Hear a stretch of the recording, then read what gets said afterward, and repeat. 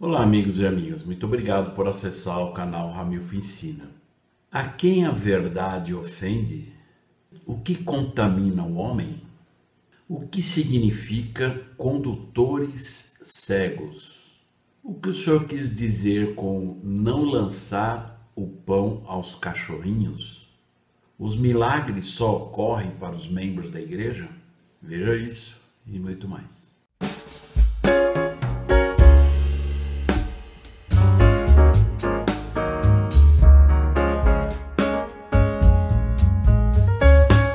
Olá, amigos e amigas, muito obrigado por acessar o canal Ramilfo Ensina. É um prazer estar mais uma vez com vocês nessa semana do Vem Segue-me, que nós estamos estudando os capítulos de Mateus 15 a 17 e Marcos de 7 a 9. E como vocês já conhecem, eu vou compartilhar o meu estudo pessoal com o propósito de ajudar e auxiliar vocês em seus estudos pessoais. Lembrando que não é a única forma de fazer isso, mas é apenas uma alternativa que eu estou compartilhando. E antes de começar, somente aqueles que ainda não se inscreveram no canal, por favor, se inscrevam no canal, ativem o sininho, convide e compartilhe com outras pessoas esse canal. E se vocês quiserem fazer alguma pergunta ou comentários, abaixo do vídeo vocês vão encontrar um campo de comentários. E normalmente eu respondo a todos, ok? Então, eu escolhi aqui o bloco de Mateus 15 a 17. E aí eu vou dividir em duas partes, né? Então, gostaria de começar. E é importante, e nós vamos acompanhar, eu convido vocês a abrirem as suas escrituras para que vocês possam fazer suas anotações conforme seu sentimento. Talvez algumas coisas que eu vou falar, você vai ter outro sentimento, anote, é importante isso. Né? Mas o propósito maior é que nós possamos aprender não só a doutrina, mas as aplicações de acordo com as nossas necessidades. Então, em Mateus 15, no versículo 2, aqui vamos lembrar que os escribas e, na verdade, os fariseus estavam, mais uma vez, indo ousadamente desafiar o Senhor, naquilo que ele ensinava ou que ele, na verdade, praticava, E vamos lembrar aqui, para entender o contexto, Cristo, aquilo tudo que ele estava ensinando, além dele dizer que a lei de Moisés se cumpriu nele, ele estava explicando, como nós vamos ver alguns versículos aqui, o que esses homens, escribas e fariseus, eles na verdade fizeram, com a lei de Moisés. Então eu já até fiz comentário em algumas aulas, como se fosse uma lei, e aí você coloca ou acrescenta parágrafos nessa lei, E esses escribas fizeram isso. Então eles começaram a colocar muitas coisas que não era o que Cristo realmente ensinou para Moisés. E uma das coisas que nós vamos ver aqui, que era um exagero, E de uma certa forma, em duas partes, o Senhor estava ensinando a doutrina correta do que ele havia ensinado desde a época de Moisés, e de certa forma ele estava libertando aquelas pessoas que viviam essa lei, de uma certa forma, às vezes não querendo, como se fossem na verdade uns escravos espirituais. E Cristo estava libertando eles disso, ensinando a doutrina correta, E como nós, na verdade, sabemos, a doutrina de Cristo ela é muito simples. E por isso que muitas pessoas se admiravam, do poder da palavra de Cristo, por ser tão simples. E aí eles faziam a comparação, Olha, a lei que esses homens estão ensinando é muito mais pesada e exigente do que a lei que Cristo está dizendo. Na verdade o suficiente para você viver espiritualmente de uma forma excelente e um dia voltar para esse Deus. E é simples assim. Então, no versículo 2, nós vamos ver aqui um questionamento, né? Então, no versículo 1 fala lá: então, na verdade, chegaram ao pé de Jesus uns escribas e fariseus de Jerusalém, dizendo, então eles estavam questionando Jesus Cristo: por que transgridem os teus discípulos a tradição dos anciões? Então vamos lembrar que algumas tradições são boas, que devem ser colocadas em prática e na verdade, constantemente ser vivido, e algumas tradições devem ser eliminadas. E essas tradições que eles estavam questionando eram o que eles haviam acrescentado à lei de Moisés. Então eles questionaram esse item: pois não lavam as mãos quando comem o pão. Então, na lei de Moisés, Cristo vai ensinar aqui abertamente, de uma forma simples, só que na lei deles, desses escribas e dos fariseus, esse lavar a mão, inclusive, era algo até exagerado, né? Eles lavavam as mãos e depois eles tinham que lavar umas 2, 3 vezes mais para poder descontaminar a primeira lavagem. Então era um negócio complicado, né? E os discípulos, então, né, por seguir Cristo, eles não estavam, na verdade, seguindo esse ritual ou tradição exagerada que, né, lembrando, eles acrescentaram a lei de Moisés, não fazia parte da lei. E aí eles questionaram, então. Então, no versículo 7 e 9, o Senhor, então, respondeu para eles, de uma forma até dura, né? Porque ele disse lá: hipócritas, bem profetizou Isaías a vosso respeito.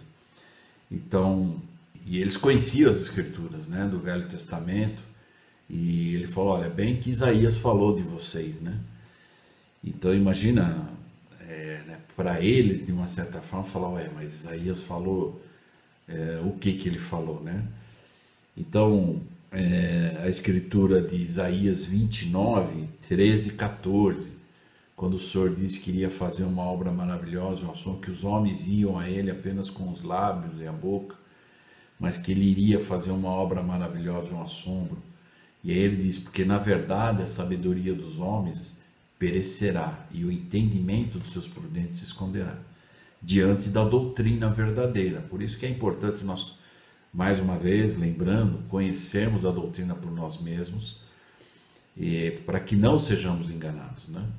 Então, porque quando você conhece a doutrina real e verdadeira, elimina um monte de falsos conceitos, falsos achólogos, né? Que dizem que acham que é isso e aquilo, e nunca é doutrina de Cristo. Então Cristo falou para eles: hipócritas, bem profetizou Isaías a vosso respeito, dizendo: este povo aproxima-se de mim com sua boca e honra-me com seus lábios, mas o seu coração está longe de mim.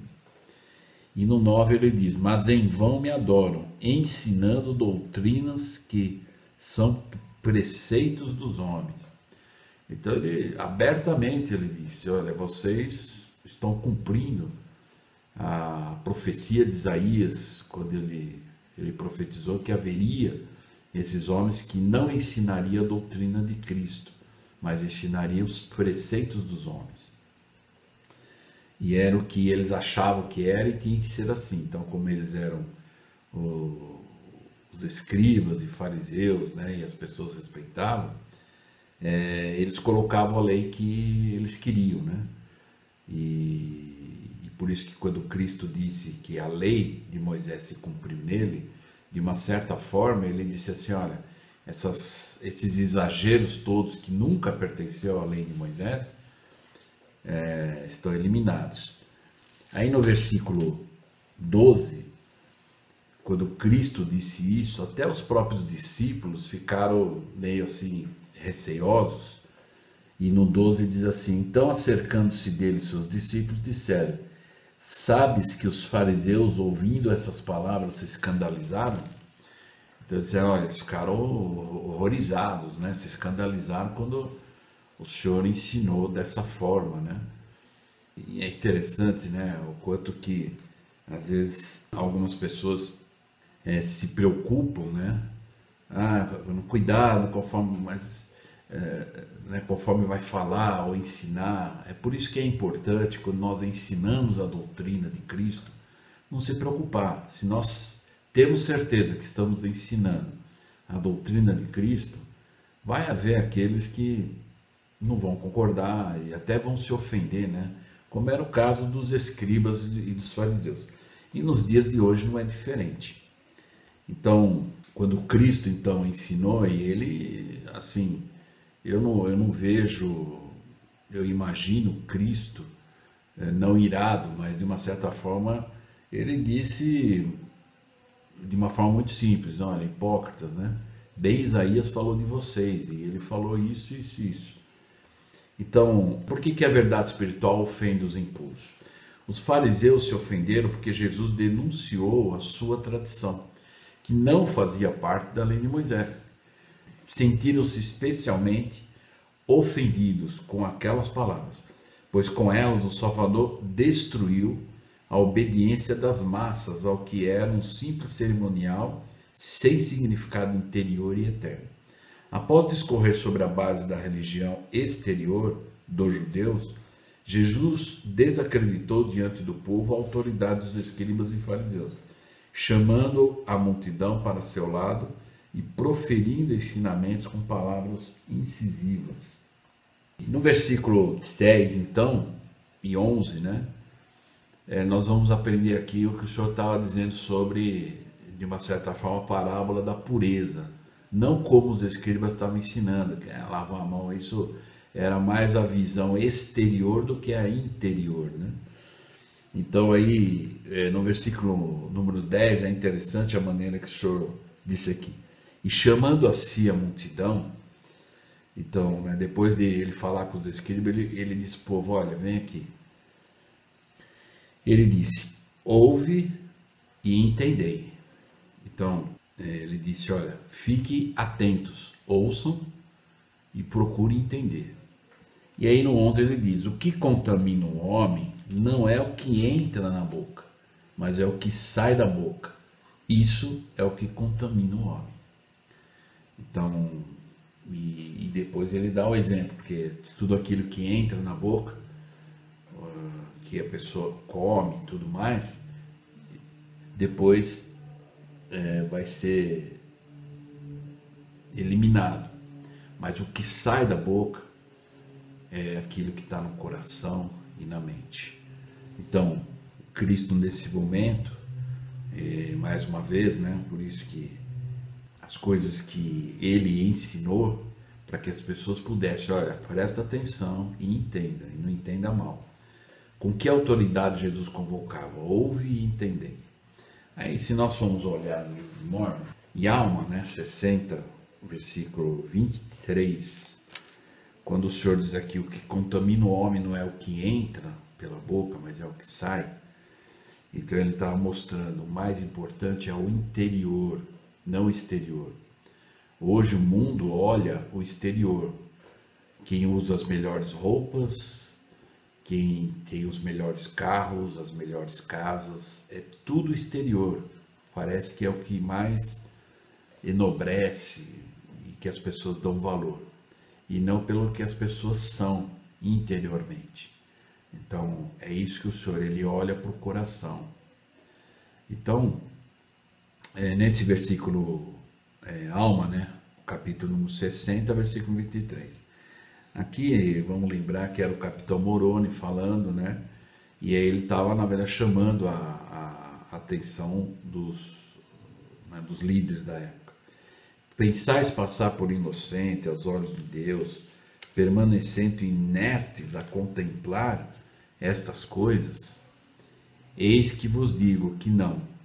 Ora, gostaria de lembrar-vos que Deus disse que se deve limpar primeiro o vaso interior e depois se limpará também o vaso exterior.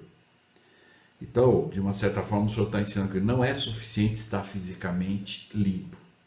Fisicamente. É lógico que é bom, não é uma coisa que o Senhor não está dizendo aqui para nós sermos, na verdade, descuidados, né, com o nosso corpo, ou de nós não nos arrumarmos bem, se pudermos e tudo mais. Mas ele está dizendo aqui que primeiro é como se você pegar um copo de leite e deixar lá e o leite azeda e você joga fora o leite.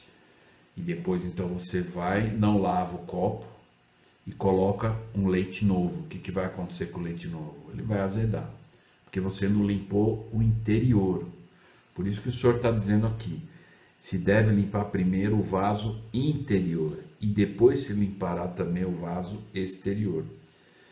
E nós, na verdade, sabemos, né? Quando nós vivemos o Evangelho, quantas pessoas já relataram experiências de pessoas antes de conhecer o Evangelho e depois. E parece que o exterior ressurge uma luz, né? Nova, uma luz boa, excelente, porque a pessoa renovou o seu interior, ela mudou, ela tomou decisão de mudar a sua vida. Ela se comprometeu a eliminar as coisas ruins que ela antes fazia e substituiu por coisas boas. Então ela limpou o interior. E o exterior, de uma certa forma, até poderíamos dizer automaticamente, vai ficar limpo, né? Vai resplandecer. Então é isso que o Senhor estava ensinando aqui, né? E ele então ensinou ao povo que o organismo físico se relaciona com o alimento físico e não com a limpeza ou sujeira do aspecto moral. O que contamina o homem, né, repetindo, não é o que entra pela boca, mas o que sai da boca. Isso é o que contamina o homem. O Senhor dá uma exposição, cujo resumo é o que comer sem lavar as mãos não torna o corpo impuro.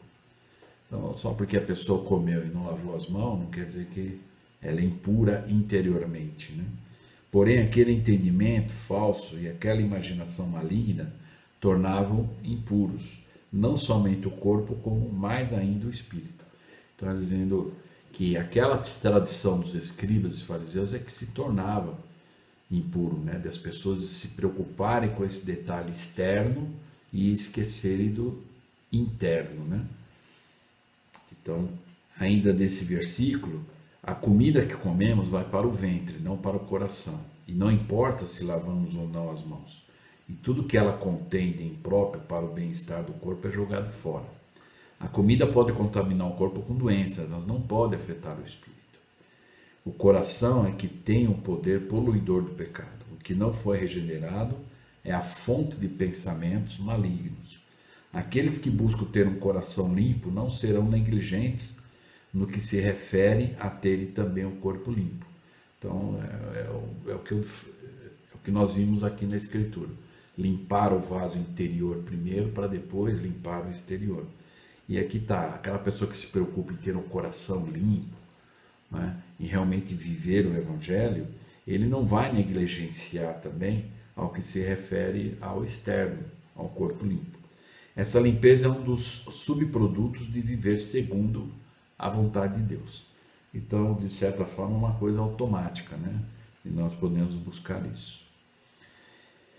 Uma outra coisa ainda sobre a parábola da pureza, no versículo 12 e 13, e é interessante que o Senhor estava falando dos escribas e fariseus, e ele primeiro falou para eles, olha, hipócritas, bem Isaías falou de vocês. E agora ele na verdade estava ensinando o povo, lembra que ele chamou a multidão para si, falou, olha, ouve e entendei.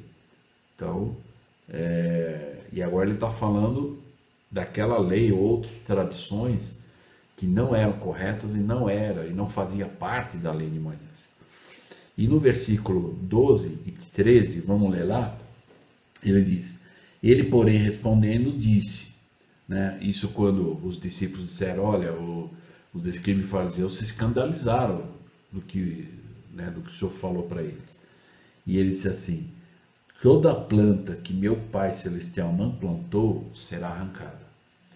O que nós temos que entender pela planta? Então nós vamos ver daqui a pouco. E no versículo 14 ele diz, deixai-os, são cegos condutores de cegos. Ora, se um cego guiar outro cego, ambos cairão na cova. É provável que os discípulos tenham sentido que o mestre havia exagerado ao retrucar os fariseus a respeito do ritualismo vazio e perigoso deles. No versículo 12, conforme nós vimos, olha, eles se escandalizaram. E a intenção de Jesus realmente foi que ele se escandalizasse. Não porque o Senhor, a intenção era ofender, mas é o que nós vimos no começo, né, na pergunta: quem são aqueles que se ofendem, né, com a verdade espiritual? Então, Cristo estava ensinando a doutrina para que as pessoas pudessem escolher se conduzir daquela forma, para estarem prontos para voltar à presença de Deus, assim como é, né, conosco. A doutrina é ensinada para que nós possamos, então, buscar as aplicações de acordo com a nossa vida, circunstância, e para que possamos estar preparados. E aquele que não quer mudar, aquele que não, às vezes, que o orgulho toma conta, ele acaba se ofendendo, porque a doutrina é aquela, é real, é verdadeira, mas ele se ofende quando é ensinada da maneira correta, independente de quem esteja ensinando.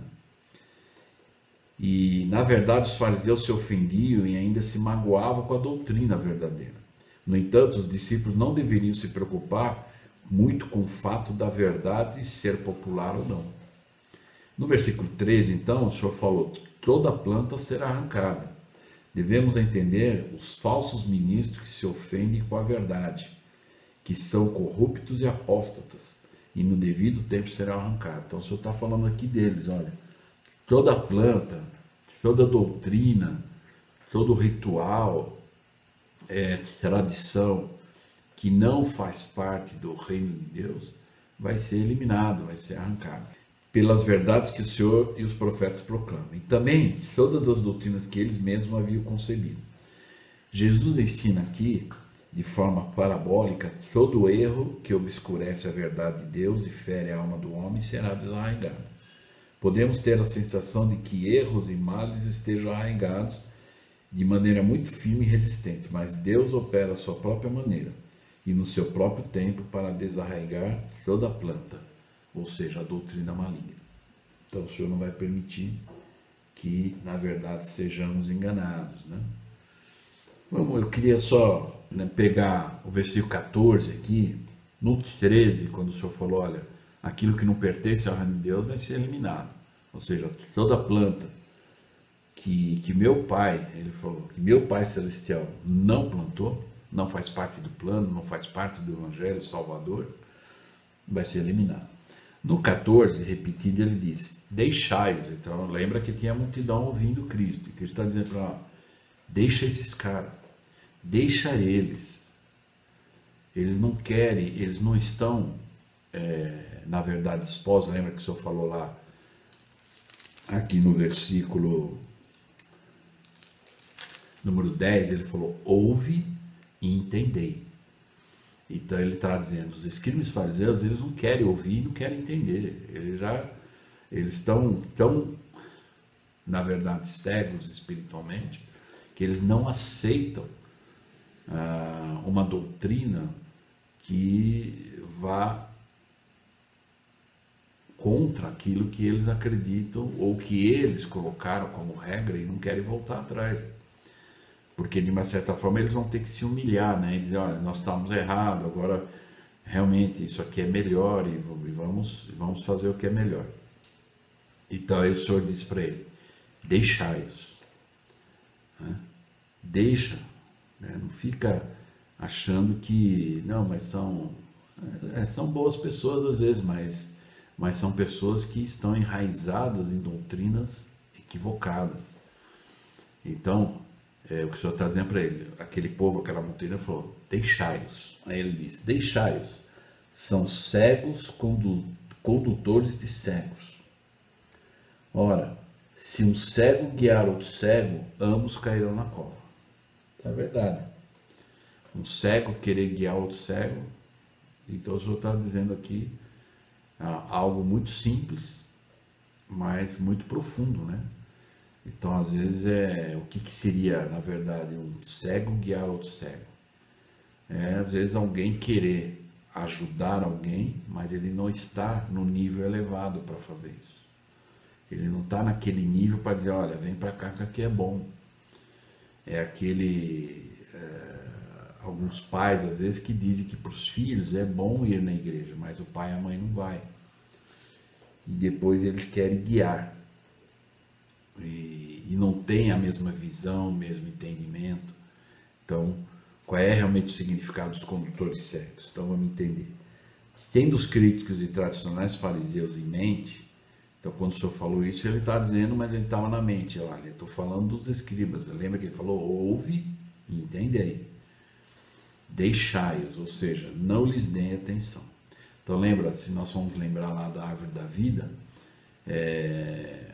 quando o Leí viu na visão aquele grande edifício, né, e onde havia pessoas lá que zombavam e mofavam daquelas pessoas que estavam lutando para ficarem agarradas à barra de ferro. E aí então Nefe diz que não lhes demos atenção. Essa foi a chave. Então é exatamente o que o senhor está dizendo. Deixai-os, não dê atenção a isso. Não, isso não faz parte da doutrina de Cristo. Então aquilo que nós identificarmos não faz parte da doutrina de Cristo, o senhor está dizendo, deixai-os, não lhes dê atenção. Porque a sua doutrina é cega e obscurece o coração, e em seguida termina em desastre. A forma como o mestre usou essa figura da aflição e fatalidade humanas impressionou até os discípulos. Condutores cegos era uma expressão comumente usada em referência ao ideal da pregação de um rabi. O apóstolo Paulo se refere àqueles líderes de Israel, lá em Romanos, como guia dos cegos, luz dos que estão em trevas. Jesus, porém, os denunciou publicamente ao mostrar que, apesar de serem considerados líderes, exerciam a sua função no sentido oposto. Até mesmo a sua cegueira espiritual era agravada pelo fato de que eles próprios tinham optado por tal condição. Então, é perfeito isso, né? Então, quando o Senhor disse para eles, não que o Senhor estava, o Senhor na verdade estava oferecendo a salvação e o evangelho até os escribas e fariseus, mas eles, por opção, por escolha, né, usando a sua liberdade de escolha, decidiram não aceitar o que Cristo estava ensinando. Então, por isso que Cristo, ele disse para aquela multidão que ele chamou, né? Olha, vem cá, ouve e entendei, deixai-os, quer dizer, não lhes dê atenção, porque o que eles estão ensinando vai acabar em desastre espiritual. E aí diz, né? Fechar os olhos. Pior ainda, e conscientes de sua cegueira, os judeus vangloriavam-se quando diziam que viam. Nós vemos, muitas vezes citamos o ditado, o pior cego é aquele que não quer ver. Então muitas vezes eles diziam, não, nós vemos, né? Mas é por isso que o senhor, eu gosto muito dessa parte que o senhor falou, ouve e entendei. Então talvez eles ouviam, mas não entendiam, não queriam ver, né? Eles não queriam aceitar, né, a verdade ou a doutrina de Cristo. E aí, essa parte concluindo sobre os condutores cegos, como sucedeu com Israel antigamente, acontece também às igrejas de hoje. Pregadores cegos, por causa do modernismo, conduzem os que foram cegos pelo Deus desse mundo. Na esfera material, nada tão trágico quanto alguém completamente cego que tenha que conduzir outro cego. Mas, na esfera religiosa, torna-se trágico quando os que dizem conhecer a verdade são, na realidade, cegos aos fatos inerentes a ela. Então, em 2 Timóteo, né, o apóstolo Paulo, ele ensinou o seguinte, 2 Timóteo 3,7, que sempre aprendem e nunca podem chegar ao conhecimento da verdade. Então, como é que alguém pode aprender e nunca chegar ao conhecimento da verdade? É exatamente o que esses escribas, e na verdade fariseus, era a escolha deles, ou o comportamento deles, né? Então eles conheciam, eles aprendiam, mas nunca chegavam ao conhecimento real da verdade, por não aceitar, por não se humilhar, por não reconhecer que eles estavam errados, né? De que eles acrescentaram coisas que não deveriam. Então, é o que o apóstolo Paulo ensinou depois mais tarde: aprendem sempre, mas nunca conseguem chegar ao conhecimento da verdade. Era o caso deles. E ao vangloriar-se de sua suposta sabedoria, influenciam por meio de sua mensagem pervertida os que têm mentes mergulhadas nas trevas. É moda hoje, né? Qualquer pessoa, inclusive, eu não estou dizendo que é errado, né? Porque as pessoas que pregam o evangelho são influenciadores também. Mas hoje a gente ouve muito isso, influência, eu sou influencer, né? Então nós temos que tomar cuidado com isso. Quem são esses influenciadores, né? Como o senhor disse aqui, ó, ao vangloriar-se de sua suposta sabedoria, influenciam por meio de sua mensagem pervertida os que têm mentes mergulhadas nas trevas. E nós estamos vendo hoje, né?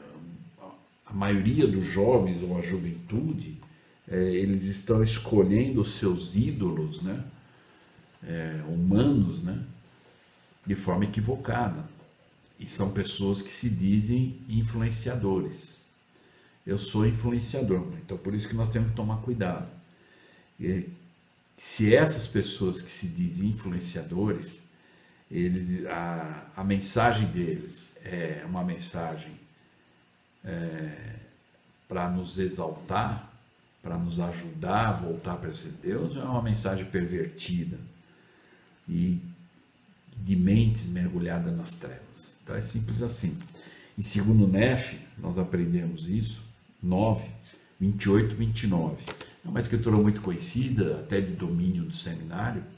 Diz, quão astuto é o plano do maligno, a vaidade e a fraqueza e a insensatez dos homens. Quando são instruídos, pensam que são sábios, não dão ouvidos aos conselhos de Deus, pondo-os de lado, supondo que sabe por si mesmos, portanto a sua sabedoria é insensatez, e não lhes traz proveito, e eles perecerão. E no 29, o Senhor então explica, mas é bom ser instruído quando se dá ouvidos aos conselhos de Deus. Então, para essas pessoas que se dizem influenciadoras, né, nós é que temos que julgar, bom, essa influência que a pessoa está querendo ter ou querendo comunicar vai me ajudar a voltar à presença de Deus? Ou essa influência é uma mensagem pervertida de pessoas com a mente em trevas?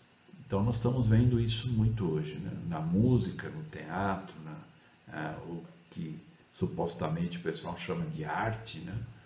E existem muitas coisas boas na arte, mas tem muitas coisas também que são pervertidas. Então nós é que temos que fazer esse julgamento. Esse é o julgamento do que nós já estudamos lá em Mateus capítulo 7, que nós temos que usar esse bom senso e julgar.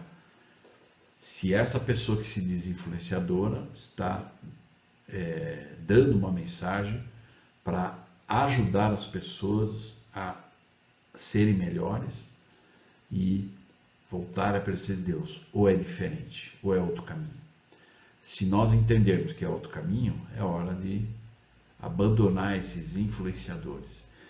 Talvez naquela época não tinha essa gíria, né, vamos dizer assim, mas talvez se fosse nos dias de hoje, os escribas e fariseus hoje estão na TV, influenciando as pessoas com as doutrinas equivocadas.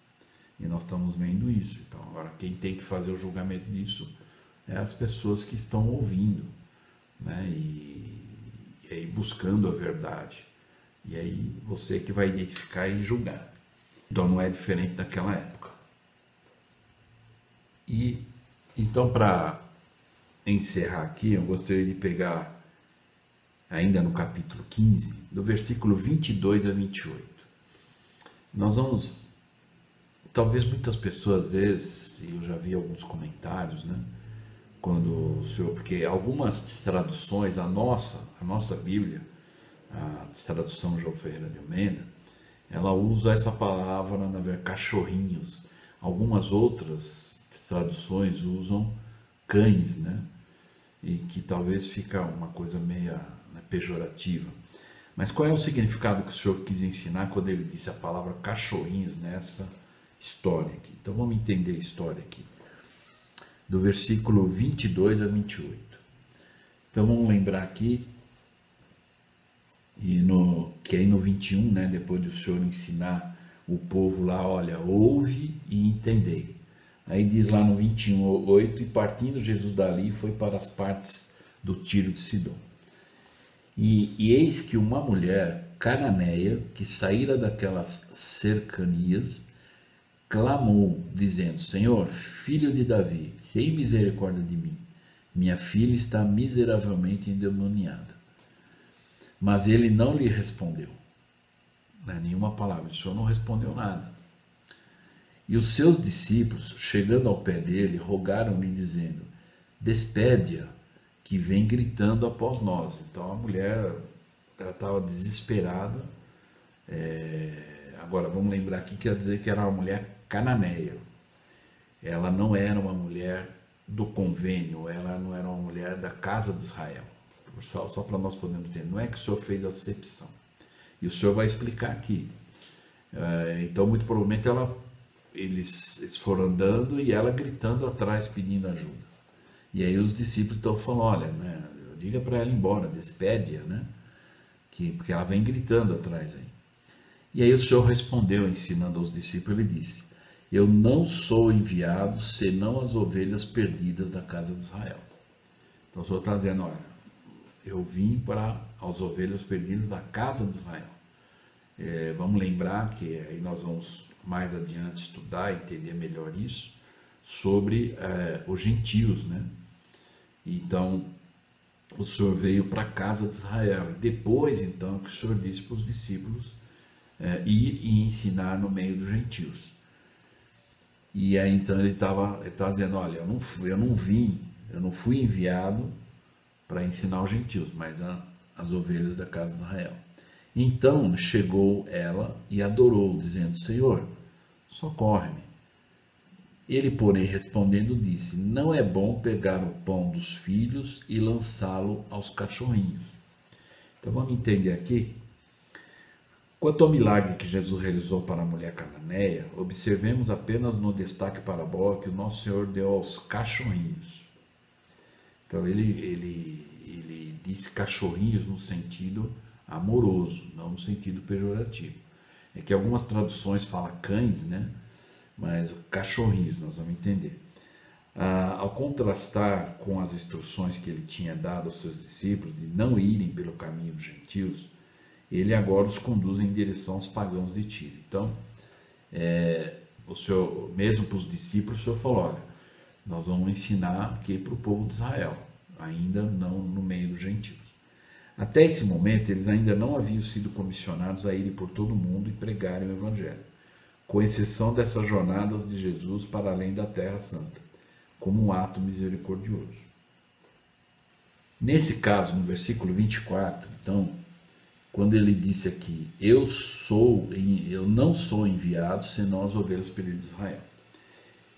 Jesus está se referindo aos judeus. O evangelho devia ser oferecido aos judeus antes de ser levado aos gentios. O ministério mortal de Jesus era para Israel e não para as outras nações. Ao curar essa ou qualquer outra pessoa de nação gentia, ele o fez por dispensação especial devido a uma grande fé. Então nós vamos ver, essa mulher exercitou uma grande fé. Ela fez um argumento assim que eu gosto muito da maneira que ela usou, né? E ela se colocou numa posição de alta humildade, né? Perante o Senhor. E o interessante é que ela buscou uma bênção que não era para ela, era para a filha dela. Mas ela se colocou de uma forma altamente humilde perante o Senhor. Porque aí, na verdade, o Senhor, quando ela disse lá no versículo 25, socorre-me, né? E aí então o Senhor disse, não é bom pegar o pão dos filhos, que eram a casa de Israel, e lançá-lo aos cachorrinhos, aos gentios. Então, vamos entender aqui, a mulher gentia que implorava pela ajuda de Cristo em benefício de sua filha possuída de demônio é apresentada como cananeia, sírio-fenícia e grega. Então vamos entender por que o Senhor fez isso. Como tal, tinha sido idólatra, pois os fenícios adoravam a Shetorete, a rainha do céu. Mas, como seus pedidos ao seu Deus pagão não foram atendidos, se volta para o Cristo celestial, para obter a libertação da filha. Então, ela era, pelo costume deles, ela adorava os deuses, né? E como ela não foi atendida pelo Deus, o ídolo dela, então ela recorreu a Cristo.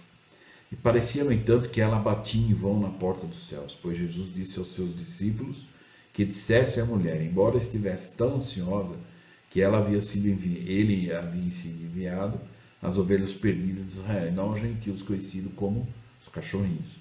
E também que o pão da vida, que era o Cristo, que nós aprendemos na aula passada, destinado aos filhos de Israel, não deveria ser lançado aos cachorrinhos ou aos gentios. Então, quando ele falou a palavra cachorrinhos, vamos entender aqui. A palavra grega que foi traduzida nessa passagem como cães, e algumas, como eu falei, algumas versões falam cães, né? E vem do grego da palavra kunarios, que é diminutivo da palavra, e seria melhor traduzida como cachorrinhos. Sabemos que os rabinos frequentemente tratavam os gentios de cães. Jesus não disse cães, mas cachorrinhos, isto é, domésticos, cães de estimação. E a mulher aproveitou-se disso, argumentando que se os gentios eram cães da casa, então tem o direito de alimentar-se com as migalhas que caem da mesa de seu dono. Então essa foi a maneira. Então quando o Senhor disse lá no versículo 26, não é bom pegar o pão dos filhos e lançá-lo aos cachorrinhos, a resposta dela foi essa. Sim, Senhor, eu reconheço isso. Ela disse, mas também os cachorrinhos comem das migalhas que caem da mesa dos seus senhores. E ela falou, se tiver um pouquinho de misericórdia para o meu lado, eu acredito. E eu preciso muito, a minha filha precisa ser abençoada, e eu sei que o Senhor pode, por isso que eu estou recorrendo ao Senhor. E com essa resposta, então, no 28, o Senhor diz para ela, ó mulher, grande é a tua fé, seja-te feito como tu desejas. E desde aquela mesma hora, a sua filha ficou sã. Então, que nós possamos olhar esse exemplo, né? Mesmo sendo uma mulher na época considerada, ainda nem era da casa de Israel, né? Mas a fé. Então vamos lembrar que os milagres, as bênçãos, não é somente para os membros da igreja. Todas as pessoas que exercitarem fé, independente da sua religião, vão alcançar os milagres, vão receber as bênçãos também, devido à fé. Claro que as ordenanças são importantes, e esse exercício de fé para receber os milagres é um processo. E uma pessoa que não é membro da igreja também pode ser alcançada por uma bênção, um milagre, devido à fé. Então, que muitas pessoas às vezes falam, somente os membros da igreja de Jesus Cristo é que recebem bênçãos. E não é verdade. Porque a bênção é um exercício de fé. E essa mulher demonstrou, ela se colocou na mais alta humildade perante o Senhor e dizendo, eu reconheço, mas mesmo sendo cachorrinho, eu preciso comer também, e eu vou partilhar, mesmo que seja das migalhas do meu dono, do meu patrão. E ela se colocando nessa posição, o Senhor viu então o nível de fé, de humildade dessa mulher, e ele disse: ó mulher, seja feita como você quiser, de acordo com a tua fé, né? Na sessão número 121, nós lemos sobre muitos são chamados, poucos são escolhidos, né? Essa é uma escritura que exatamente o Senhor estava dizendo para os escribas e fariseus, que eles estavam, na verdade, conduzindo o povo com injusto domínio, colocando tradições que Deus não colocou, Moisés não ensinou, não fazia parte da lei de Moisés.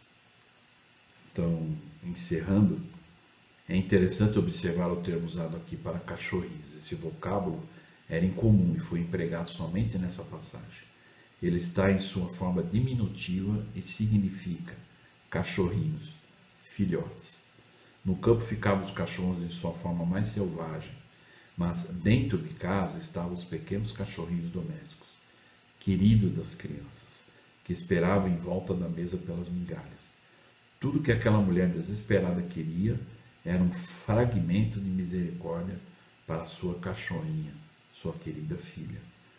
Sua fé e persistência finalmente prevaleceram. Ela recebeu a migalha e, mais ainda, o testemunho do Senhor sobre a sua grandeza e sua fé. Então, essa mulher, com a sua atitude, né, a palavra cachorrinhos, não é que o Senhor está dizendo: olha, vocês não são merecedores do reino de Deus. O Senhor está dizendo lá no versículo 24, que nesse momento eu vim para a casa de Israel. Ainda não é o momento dos gentios. Mas depois, nós vamos ver, aí então os apóstolos, até o apóstolo Pedro, de uma certa forma relutou um pouco, mas depois ele entendeu a importância disso. E hoje o evangelho é pregado a todas as nações, né? Então, que nós possamos lembrar quando o Senhor chamou, né? Então, quando a gente estuda a Escritura, vamos imaginar o Senhor nos chamando e dizendo: ouve e entendei.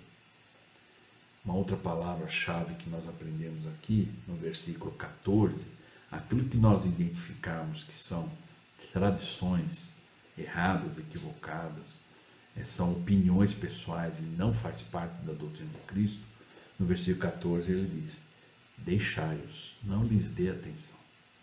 Então procura a revelação pessoal, entendimento para as coisas que realmente importam, e o Senhor vai revelar a cada um de nós, que nós vamos ter um entendimento. E muito facilmente nós vamos identificar aquilo que faz parte da doutrina e aquilo que não faz parte da doutrina. Então eu espero que eu possa ter ajudado nessa primeira parte da aula, e na segunda parte nós vamos então estudar o capítulo 16 e 17, ok? Então, até a segunda parte dessa aula.